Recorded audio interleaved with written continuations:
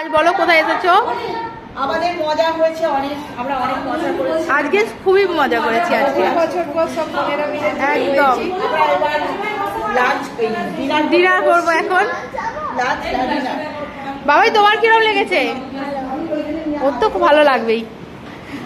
এই যে এবার ডিনারের পালা, সবাই মিলে অনেক বছর পর একত্রিত হয়েছি। একদম একদম, হ্যাঁ বলো। এই যে বলো, বাবা ওরা খেলতে পেরেছে, ওইটাতেই মজা ওদের। হ্যাঁ একদম।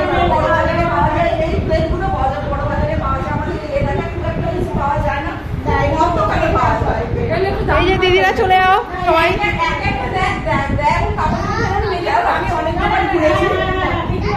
আজ সত্যি সবাই দারুণ মজা করেছে।